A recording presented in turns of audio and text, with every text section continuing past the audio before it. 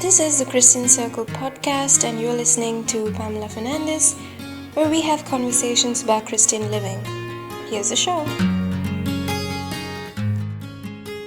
Today we're meeting and speaking to Dr. Thomas Lickona. Now, he's a very, very prominent psychologist and counselor, and he's written a number of books, the latest of which is How to Raise Kind Kids. So without wasting any time, I'm going to speak to him about how to raise children of character. Well, I'm a developmental psychologist by training, and I've been working in the field of teacher and parent education for the last 5 decades. That's my professional calling. And as a developmental psychologist, my special focus has been the development of morality, the development of conscience, the development of character and values. And I'm a father of 2 grown sons. Each of them are raising large families, so my wife and I are blessed to have 14 grandchildren, all from 2 sons. Okay, wow.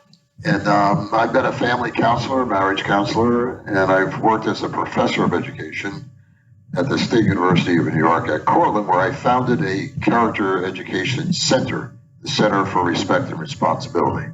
Okay. You have a lot of experience with dealing with kids, right? I mean, you personally as well as professionally.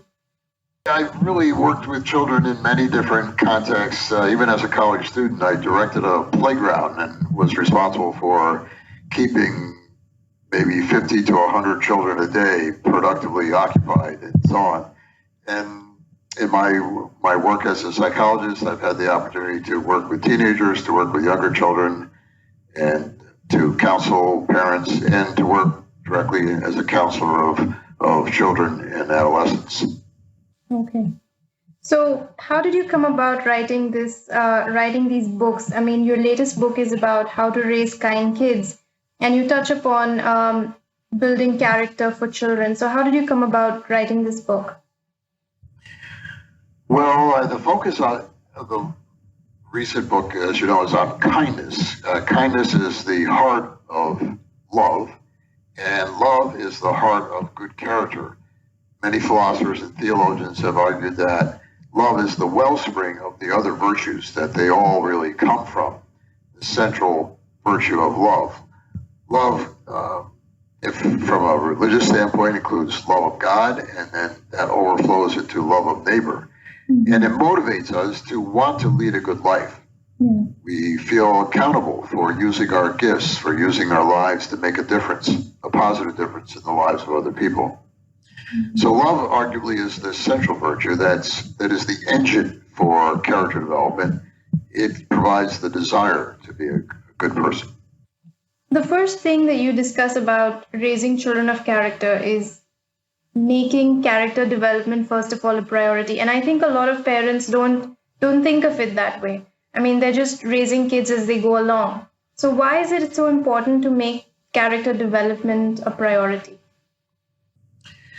Well, it gives you a lens for looking at life, for how you use your time. For example, the Catholic author James Stenson has distinguished between 2 kinds of families: entertainment-centered families, in which the highest value is to be constantly entertained and never to be bored.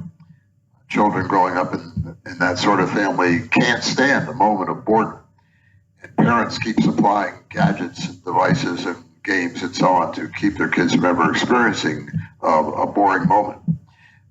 By contrast, character-centered families have a higher vision of the purpose of life. Mm-hmm. They believe that we're meant to serve each other. We're meant to, if you have a religious point of view, we're meant to serve God and to serve our neighbor, that we have gifts. In character-centered families, there's a clear sense of purpose where we all have gifts. We're meant to use our talents and gifts to make a positive difference in the world, to serve God, to serve each other. Mm-hmm. And so there's a sense of calling. And our time is precious. You know, we're not meant to waste it. We're not meant to spend endless hours staring at our screens or staring at the television set and so on. So it's a very different orientation toward life. One is to be constantly amused. The other is to try to be of service. And if you have a character development emphasis in your family, then you consider things in the long view. You realize you're raising adults, and you ask yourself, when I react to my child in this way, or when I talk to my child, when I make a decision about whether to give them something that they're asking for right away, or help them learn to wait, to delay gratification, how am I contributing to their development and into the sort of adult I hope they will become? If there's a bad habit, if they have a hot temper, how can I help them get over that so that doesn't become a permanent disposition in their character? If they are selfish in their orientation, how do I help them learn to be generous? So you think, what sort of a husband or wife will they make? What sort of a neighbor will they make someday? What kind of a citizen will they make? And you raise children with an eye to the long view. You want to try to contribute to those long-range character outcomes. That makes sense. And you talk about being an authoritative parent along with focusing on character development. Now, a lot of people would say you should be a friend to your child, and that's the current, the millennial view right now. But how is it that being an authoritative parent really helps? Well, the classic research in this area was done by the psychologist Diana Baumrein in the mid-1960s. And she identified, based on her observation of preschool-age children, 3 styles of parenting. The first she called authoritarian. This is all top-down, a lot of yelling at children, not much use of reasoning, not a lot of warmth and nurturance.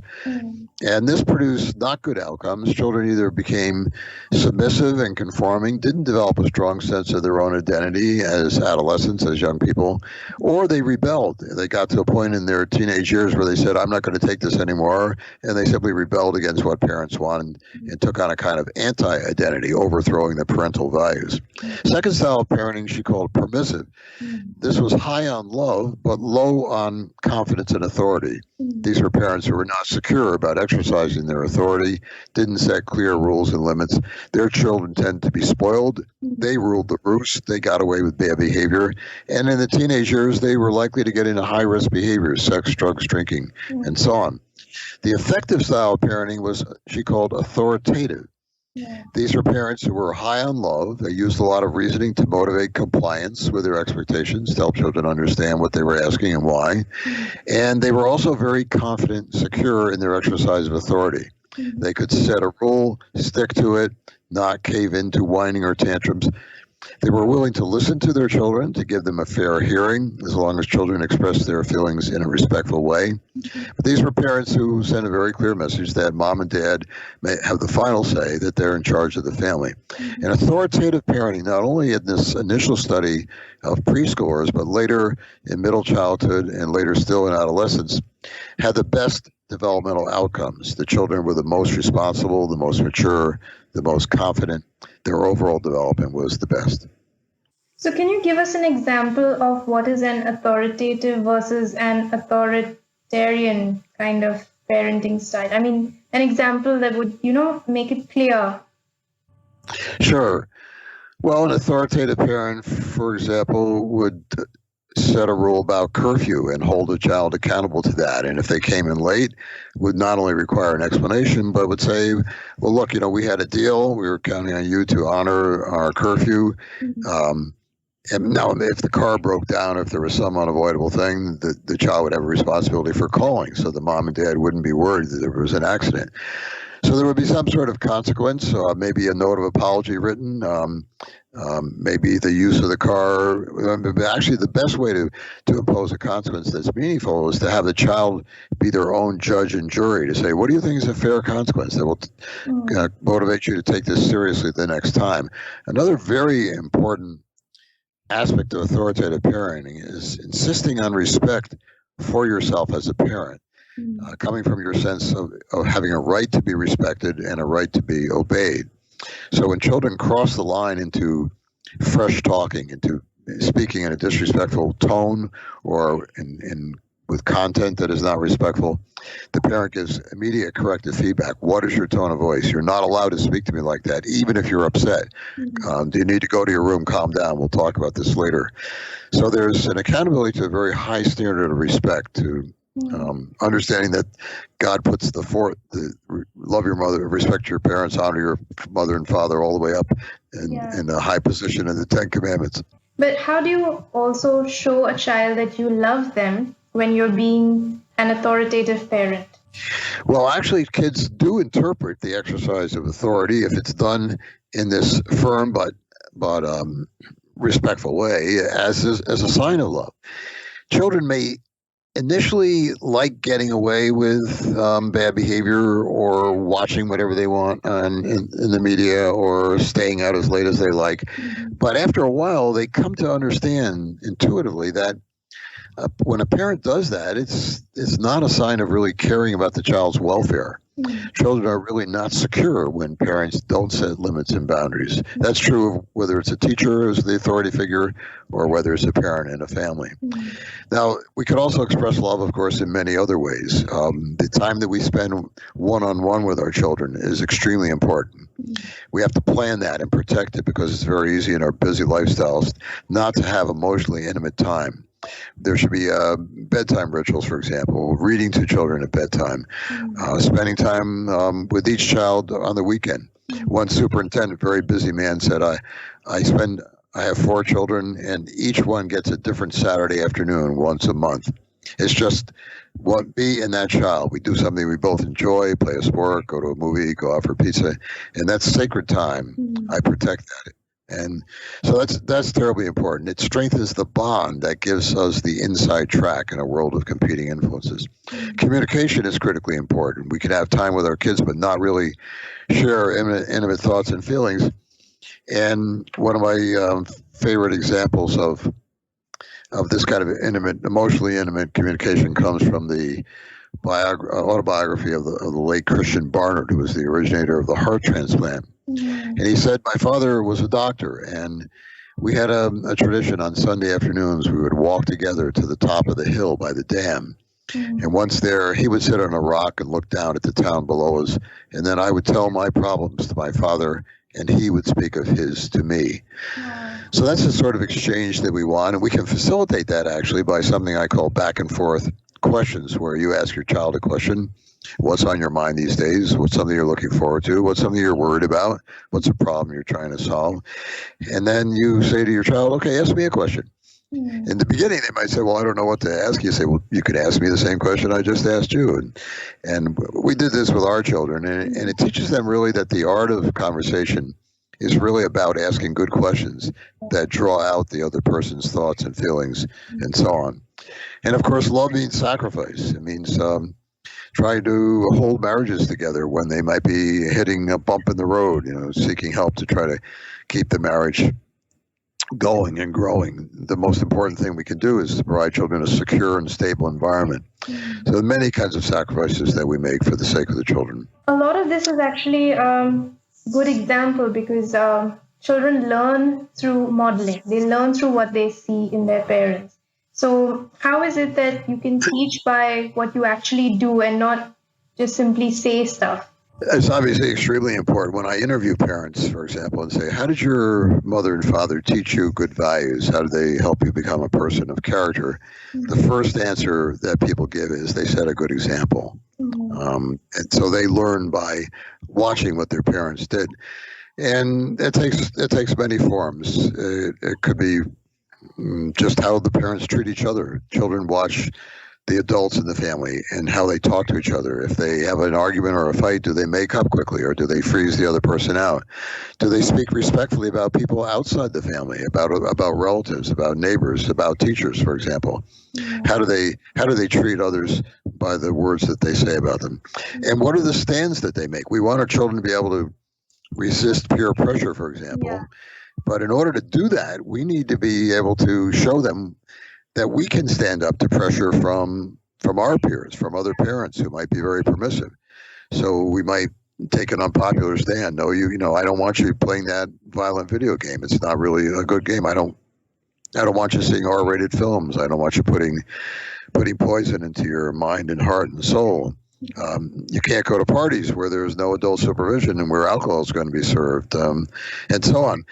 Stands like these define our values. They define what we believe in deeply.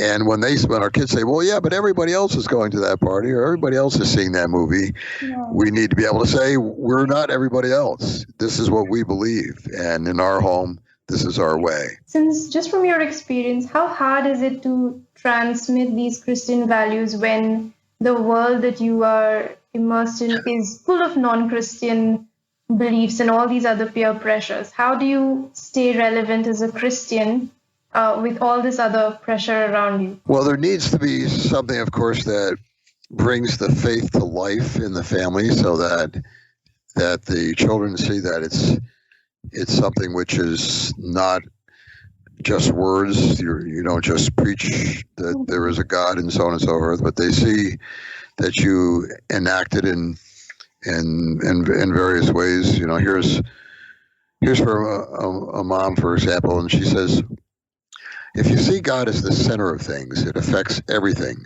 There's a standard of behavior. It comes partly from people who have tried to discern the mind of God. We all have our own hearts to listen to as well.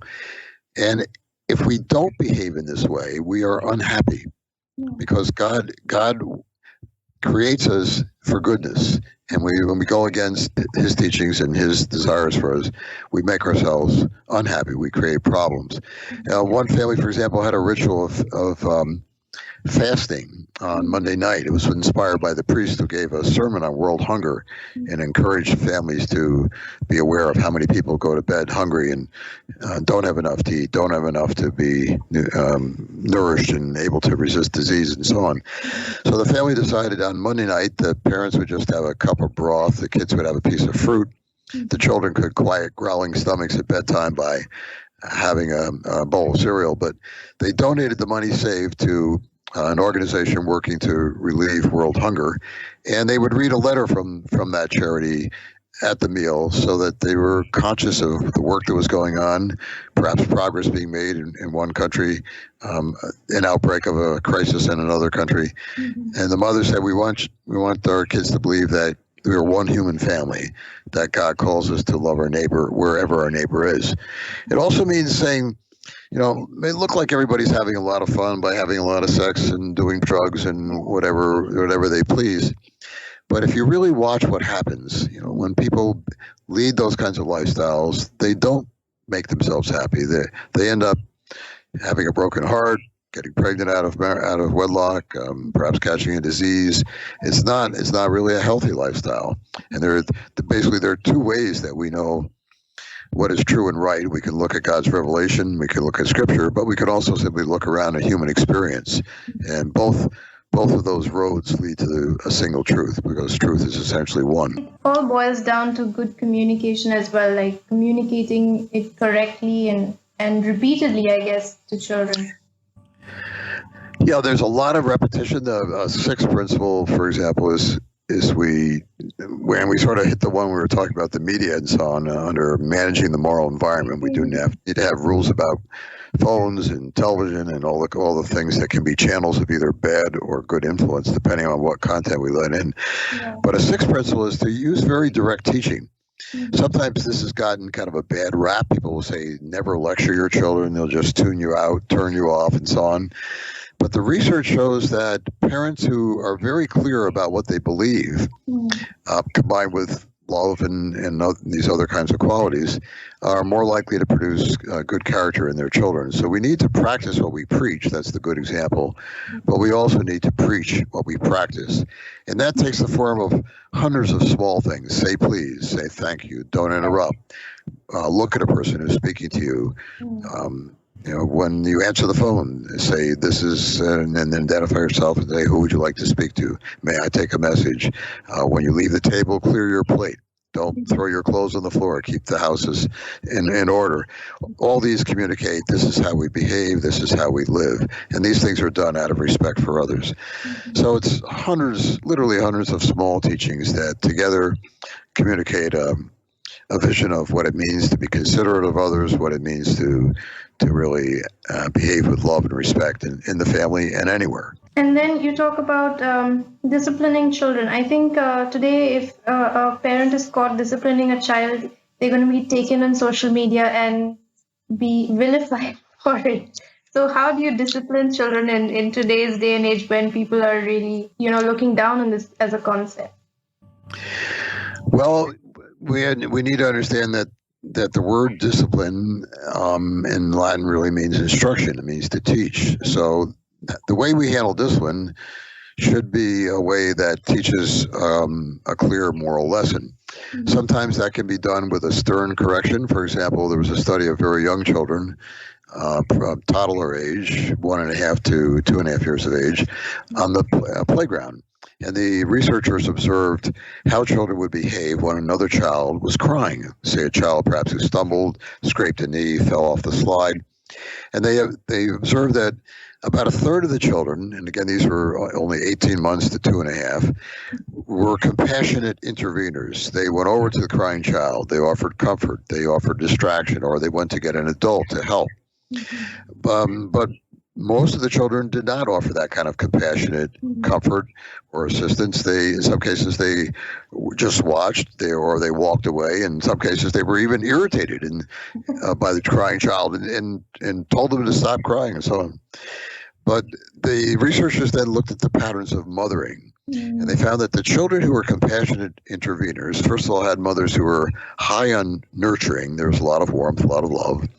But second, they had very clearly corrected their own child when their child was guilty of having hurt another child. For example, previously, one little girl who was a compassionate intervener had previously pulled another girl's hair. She was just a 2-year-old, but the mother said to her, "You hurt Amy," pointing out the consequence of her actions. Pulling hair hurts, which was an instructive generalization. Never pull hair, a small moral absolute. So this is a combination of clear teaching conveyed with emotional concern, and it sent a strong message to the child: hurting is a big deal. Now, subsequently, children who were disciplined in that way took it seriously when they saw someone crying on the playground. Now, we don't want correction to end with the child feeling bad, so they should learn that when they do something wrong, they can and should do something to make up for it. So restitution is always important. How can you make up for that? How can your brother felt bad when you said that. What could you do to make him feel better? Your sister was hurt when you wouldn't let her play. How can you make up for that? Restitution is an apology of action. So that's an important way to conclude a discipline encounter, because it enables a child to make amends. So at what age do you think this should start? Because a lot of parents say, okay, he's just a child, and then they just let it go, and then they're 3, and then they're 5, and they're just a little children to them, but then they're growing up and they're picking up stuff. So when do you start disciplining a child? Well, I think, you really need to do it even before. I'm trying to think, the first sort of real discipline encounter we had with our first child. And I think it was not long after the first year of life. I mean, in a sense, discipline begins with firm expectations. You can give a child who's only 9 months of age a firm command. Give it to me. Let's say they picked up a knife or something that can hurt them. Give it to me. You say that with authority, with sternness, and then you expect the child to comply. And if they don't respond, you take it from them. But the research shows even in that first year of life, if you are sensitive to the child's needs, they are much more likely to be cooperative when you give a direction. Come here, sit still, give it to me. So that there's a two-way street, even in that very first year of life. And then when they're, starting to walk around, they're going to be getting in things. They may even, when they're frustrated, if you won't let them get into something that they're curious about, you try to distract them, that may not work. And you see the first small temper tantrum. I can remember when our first son, in that kind of a situation, expressed his frustration by taking a swipe at me. He actually tried to strike me, and I remember the second time he did it, I reacted even more strongly than the first. I just put a finger right up to him and I said no, and his eyes filled up, and he teared up, but I could see that the reprimand made an impression, and he didn't do that anymore. So even at a very early age, we need to react in clear ways. There's a need for a timeout. A neighbor, for example, had a problem with her 3-year-old son biting his little sister, and so I advised her to take him immediately to a timeout chair and require him to stay there. He cried, of course, when she did, but he had to learn that was not tolerable behavior, and so on. So discipline should start early, and it should be as consistent as possible so that children don't think, well, some of the time I can get away with this and some of the time I can't. We don't want it to be a guessing game. We want them to know that we're serious, even about the small things. The small things matter. I also want to know about backtalking. I mean, there's a lot of kids when they're disciplined, especially if they're disciplined in front of other people, which I don't know whether that's right or wrong, but they backtalk and they kind of embarrass the parent, and then the parent loses authority in that situation. How do you handle those kind of kids? Well, very often parents are sort of paralyzed if a child misbehaves in front of other adults. They don't know how to respond. They're embarrassed by the bad behavior, and they're uncomfortable really disciplining the child in a clear way. What I advise in that situation is to take the child off. You just pick them up, or you take them by the hand and you walk firmly away from the situation where you can deal with it in a private manner and give a stern correction and say that you may not do that, or if they've been, we'll deal with this further when we get home, so the child knows that this is serious business. They're going to face the music when you get home, and they may have to go to their room or lose a privilege or whatever. But we certainly shouldn't be wimpy just because we're in a public situation, because then kids will know that that's where they can be manipulative. They can get away with bad behavior because the parent is not comfortable or confident about how to respond. Mm-hmm. So moving on to the next one, you talked about solving conflicts fairly. And this can be a bit of a problem if you've got 2 or 3 kids and then you always take the side of one, or you say the older one is the one who should make the sacrifice. So how do you solve these conflicts fairly? There's several dimensions to this. First of all, there's the kind of conflict that occurs between siblings, which is a big disruptor of family peace. And what I strongly recommend here is having a dedicated space in the home for conflict resolution.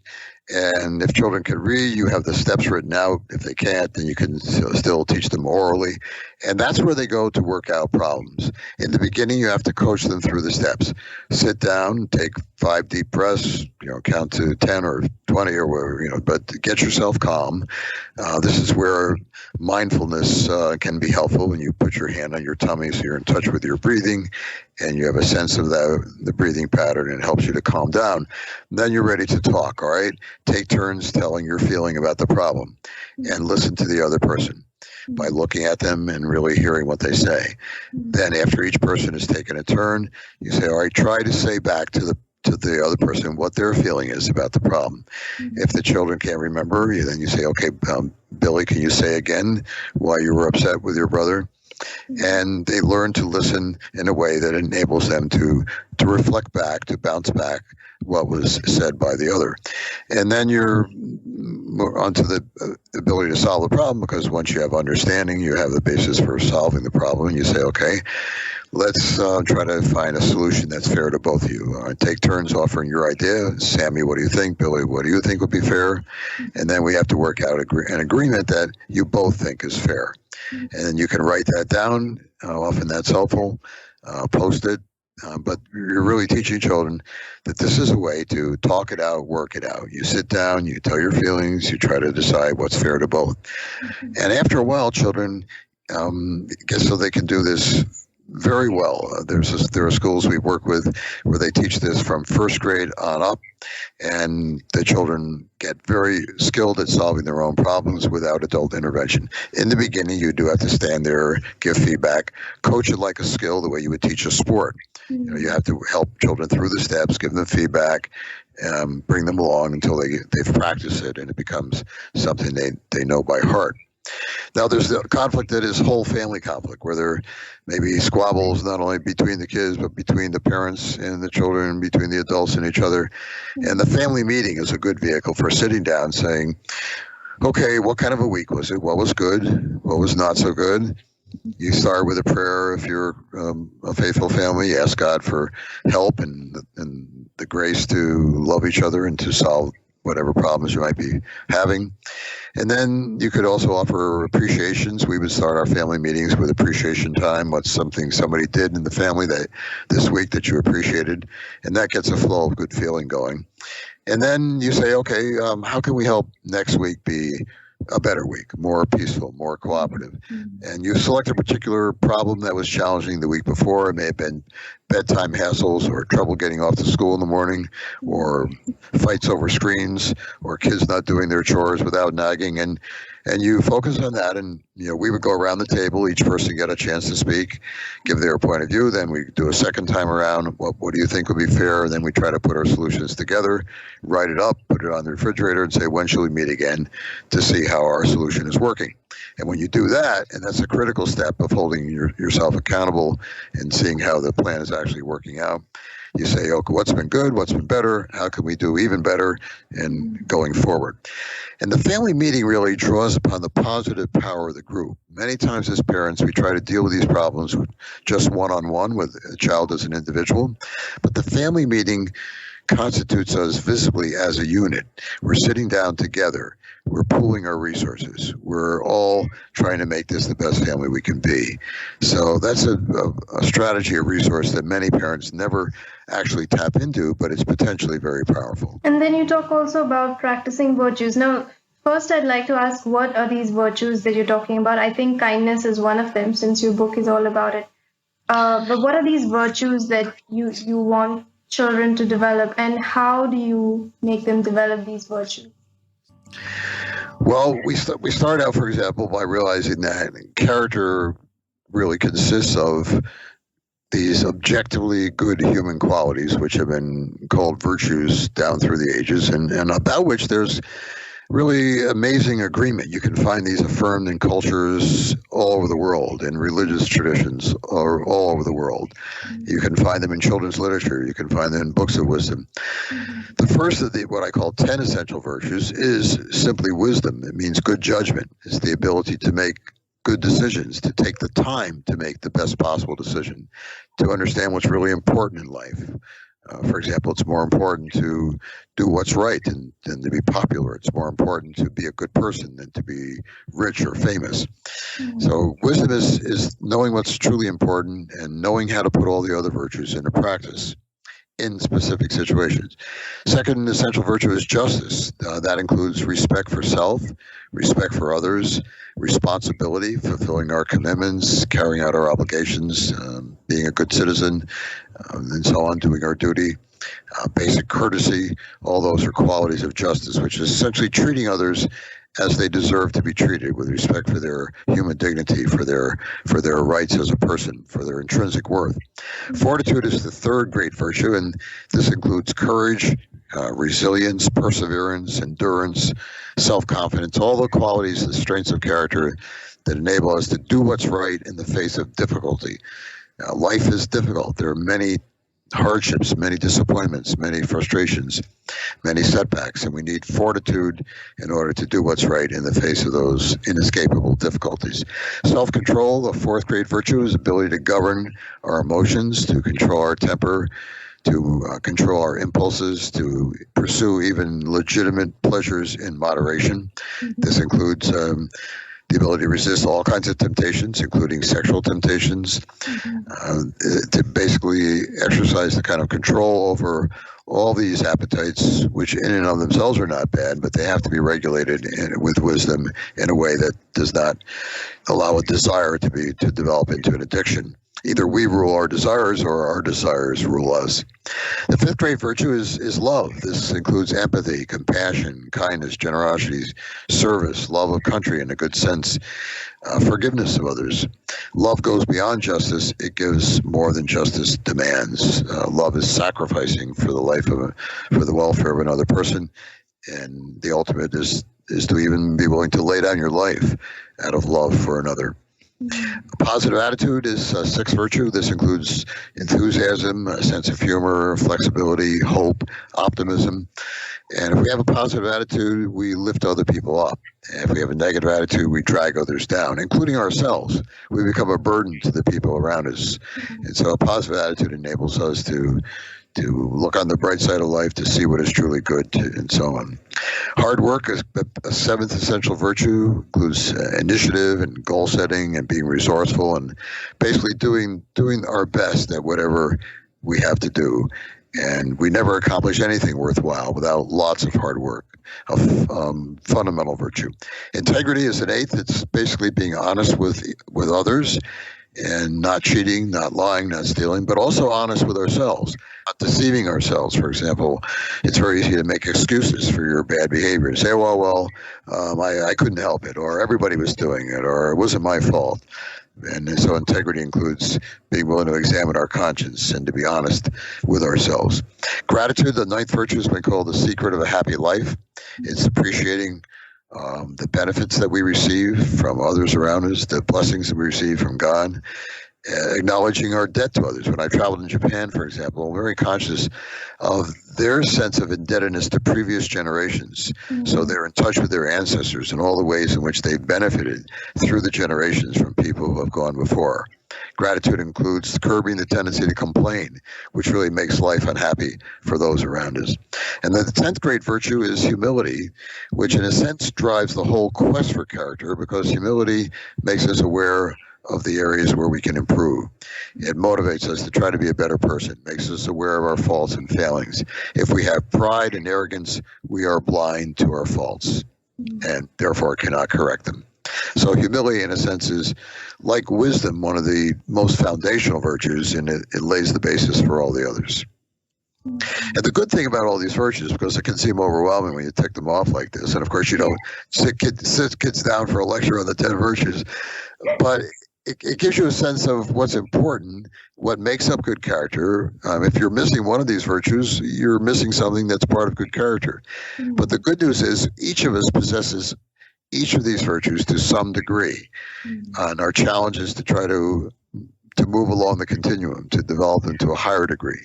And when we don't show them, to admit our mistakes and to try to do better. We talk to them about it, and then what do we do about it? How do we assess whether they're developing them or not? Or how do we show them that these virtues have to be developed?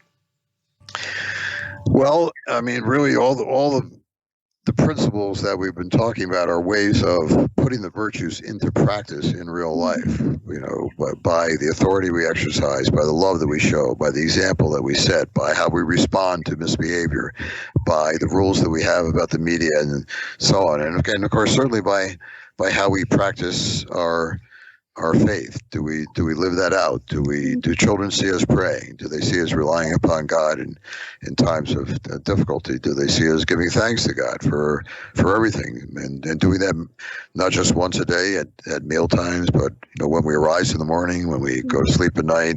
Do they see us being in touch with God so that they understand that God is not an abstraction, that this is a real relationship? And when I talk to teenagers about faith, because by the time kids get to be teenagers, they can ask, of course, does God exist? Is this all real? Is this just something my parents have taught me? And so it's very important to acknowledge, first of all, God has given you a mind where you can question even whether God exists. You have that ability. And why does God give you the ability to even doubt his existence? It's because God wants you to really decide for yourself on a personal level what is real and true, because only then will you have a deep commitment to it. And then if you want a relationship with somebody, whether it's a friend, a parent, a brother or sister, and so on, what does a relationship require? It requires communication. If you never talk to your parents, you couldn't possibly claim to have a good relationship with them. If you never talk to your friends, it would be silly to say, well, I'm very close to my, we never speak or communicate in any way, but we're close. Well, of course, you only feel close to someone that you communicate with. So if you want a relationship with God and you want to experience that God is real, then prayer is absolutely essential, which is basically talking to God and then listening to God. And you have to set aside time for that. I have something called a 2-minute prayer, which I give to teenagers and say, just do this for 2 minutes at the start of a day, where you sit down, you quiet yourself. Scripture says, be silent and know that I'm God.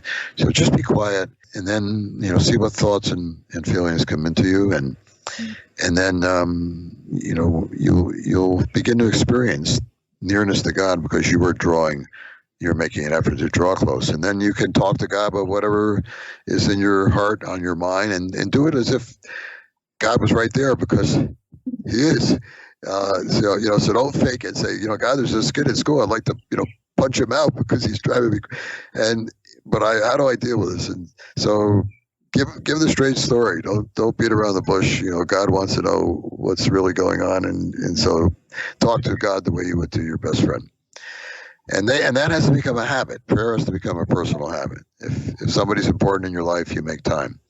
So if we can cultivate the habit of personal prayer, that's the best fortification our children can have when they leave the home and go into challenging environments, whether it's university, where they'll encounter lots of people who think that science replaced religion and that God is a superstition and so on.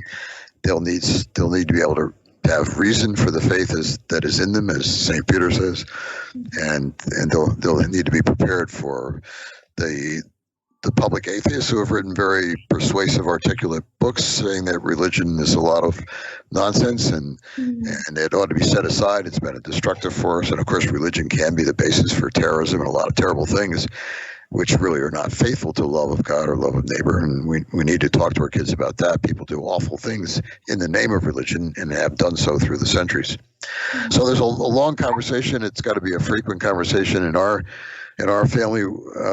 God and sex were probably the two leading topics of the teenage years because there was so much to talk about and so much to prepare them for that it has to be a continuing conversation. So you also talk about fostering spiritual development. I'm so glad that you touched on prayer because in our parish, every retreat, I think they say a family that prays together stays together. So it's like a mantra in our parishes.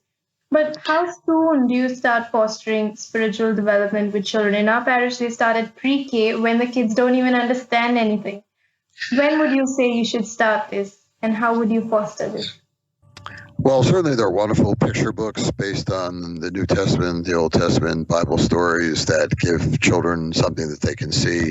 So the stories about Jesus, the miracles of Jesus, his love, how he reveals the face of the Father to us. He shows us that God is love, God is mercy, God is also justice. He holds us accountable, and so on. But we can make it very concrete. And then the rituals. Do we pray together? Do we do that every time before we partake of food? And even a snack. You might be sitting down to have some fruit or cookies and milk, whatever it is, and do you give thanks to God before the smallest sorts of enjoyment? So that our children see that it's not a casual thing, it's not an occasional thing, but it's something that is very much in our hearts and minds. So we're practicing the presence of God in these kinds of small ways. And then, of course, helping children to understand suffering. Because for many people, suffering is a scandal. How can a good God allow people who are innocent to suffer terribly, to get cancer, to be the victim of a drunk driving accident, to experience the loss of a job, which is desperately needed to support the family? How can we understand these things? And so we need to help our children develop a worldview that includes suffering and evil. Some suffering happens because of sin. Mother Teresa used to say, "Don't blame God for poverty. People are poor because others do not share." Very simple, but very true. Now, there are also natural disasters, tsunamis and hurricanes and earthquakes, and that's because we're no longer in paradise. We're not living in the Garden of Eden. We had a perfect start, but there was an original sin, and we're living in an imperfect world. Nature is good and beautiful in many ways, but nature can also be unpredictable and result in death and suffering. And then to believe that in God's providence, He always draws good out of bad, and especially when we cooperate with him. In the face of natural disaster, you find great acts of heroism and selflessness, people giving and sacrificing for others. And often people's faith is strengthened in those very adverse circumstances. They come to believe that so much around us is temporary, and really the things that matter most are the eternal things, the love we have for each other, the love we have for our Creator. But all this has to be part of the family conversation, part of the family traditions, the rituals, the everyday living, so that it has that reality. And then, as I was saying, it needs to become personalized through a life of prayer, because I don't think in this world it's possible to hold on to faith without personal prayer. There was a priest who passed away not too long ago, Father Hugh, and he said that in a conference on why so many children fall away from the faith when they leave the home, some even before they leave the family. And he said in his experience, there were three reasons. The first was sin. You become involved in bad behavior, sex, pornography, drugs, stealing, whatever, and it separates you from God, especially if you're not repenting of that bad behavior. It creates a chasm, and you drift away from certainly worship and prayer, and ultimately even from believing in God. He said the second reason is that religion was something external. It was a set of behaviors that you did to please somebody else, perhaps your parents, but there was never anything on the inside. There was never the living faith in the living God. And the third reason why young people lose faith stems directly from that second one. The reason there wasn't anything on the inside is that there wasn't the habit of prayer. There wasn't personal communication, talking and listening. And because of that, there wasn't the spiritual vitality that is necessary to resist the onslaughts of a pagan world. So when you send your kids off to college or into the university or into the world of work, they really need to be equipped with the knowledge, the understanding, the habit of prayer in order to be able to hold on to faith in the face of everything that they will encounter. When you look at all of this, parenting is not something you just do, at the spur of the moment. Like, it's something you need to plan and you need to do a long time before you can send your kids away. And that's not the time when you cry about children falling away, because you've had like 20 years before that to lay the groundwork and do the stuff. Yes, it has to be begun early. It needs to be continued consistently and faithfully, and actually to even continued after they're out of the nest, because our children still need a relationship with their parents. They need counsel. You can say, look, once you leave the home, I'm not there to be looking over your shoulder, to be giving you direction and advice in the moment, but hope that my voice will be inside of you, so you can kind of think, okay, what would mom say, would be a good decision, or what advice would dad give me here? Because, we've tried to pass on our life experience. We've tried to share our wisdom that we have through those experiences, and we've tried to share our faith. You will be responsible for your own decision. In fact, you're responsible for the person you become. There's a very wise statement by 14-year-old Anne Frank before the Nazis came to the door and took them off to the death camp. She said in her journal, the diary that's famous now, the Diary of Anne Frank, that parents can set their children on the right path, but that ultimately the final forming of our character lies in our own hands. We shape the person we become. We create our character through the choices we make. So we want our children to know that ultimately, with the grace of God, they are the chief architects of their personal character. A parent can't really build that for them by reaching inside of them. They have to build it themselves. We can be a tremendous influence. We can be a great help. We can surround them with a good environment, try to set a good example.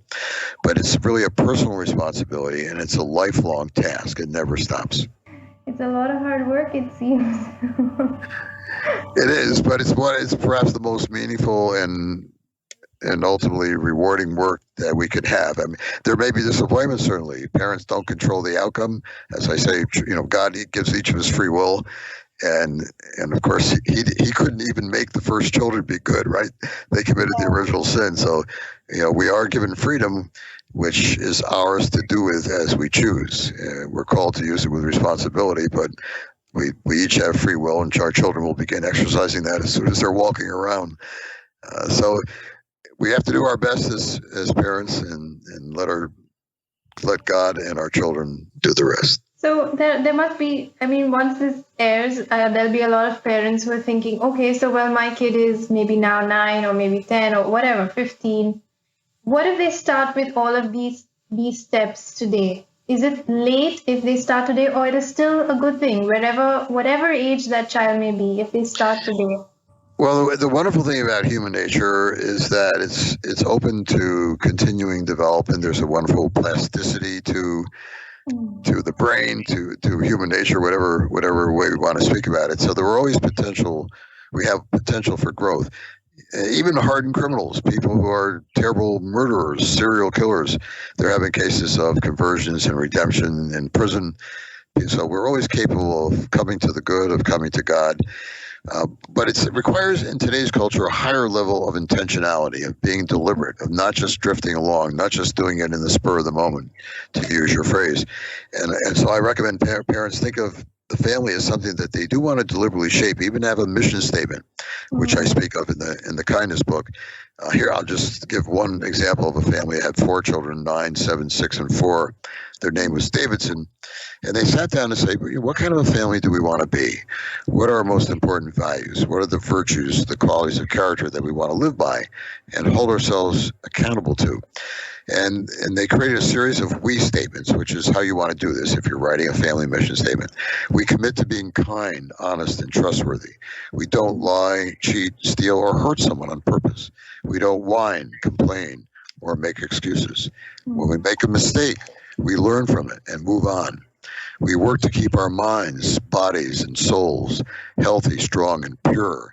And purity is especially important given the pornography culture that our children are living in. A lot of work needs to be done there. And then we commit to learning and growing in our faith through trust in God's goodness. And finally, we live with an attitude of gratitude. And you write this out, and the kids have an input into it. You do it together. They have a voice as well, and then you post it in the kitchen or somewhere where you'll see it, review it at the start of the week, and then refer to it when something happens, a bump in the road, things go off the rails for a bit. Those things will happen inevitably in the course of a week. And you say, what are we forgetting? Or how can we go back to number 2? And it gives you a reference point, a set of ideals to aspire to. And it helps you to be intentional about striving toward these goals. As a family, this is who we are. This is our shared sense of purpose, and it becomes a shared sense of identity, where children really take pride in coming from a family that believes in these kinds of things. So you wrote now this book, your latest, because you've written a number of books based on raising kids and all the external issues that kids have from peer pressure. And your latest is How to Raise Kind Kids. So where can people find more about your book or the latest about it, and where can people contact? Well, you can find the book on a number of different sites. Amazon, for example, it's simply How to Raise Kind Kids. You can go to my author website, which has not only information about this book, but other resources and a link to our Character Education Center, where there's a lot of free materials. My author website is simply www.Thomas Lickona, Lickona.com. So those are a couple of places where you can go for further information and resources. And also, you'll find some references there to children's literature. We really want to make use of bedtime reading and other opportunities to read good books, to really immerse our children in stories of virtue. That's one of the oldest ways of teaching character through the ages and across cultures, to expose them to many good examples, not simply our own, but to good literature, to stories of kindness and honesty and courage that will inspire them, that will give them other good examples. So any last bits of advice that you want to give? Well, not to give up. It's easy to get discouraged as a parent. We blow our top, we lose our temper, we say things we regret. We think, oh, I'm a terrible parent. I just set an awful example. And when we do something that we feel bad about, just say, look, I'm sorry I lost my temper. Let's sit down and talk about this. Or I shouldn't have said that. I was feeling a lot of stress for work today, and I'm sorry I was impatient with you. And so they see that we are able to apologize in humility, that if your second reaction can be different from your first reaction, that itself sets a good example. But just to keep discouragement from the door, there's an old saying that all discouragement comes from the devil. He wants to convince us that there's no sense in trying, that God is disappointed in us, he won't forgive us, and we shouldn't forgive ourselves. And of course, that's a temptation we should resist. With the grace of God, we can always do better. So thank you so much. So I'm really happy because this was really a lot of stuff, and it's even though it's very scientific, I mean, you have a lot of experience, and you've given us so many examples. So I'm really happy with the way this podcast turned out. Well, I really appreciate your ministry, Pamela. It's a wonderful kind of outreach. Parents need support. They need encouragement. They need practical tips. It's the hardest job on the planet. So God bless you for the work that you're doing.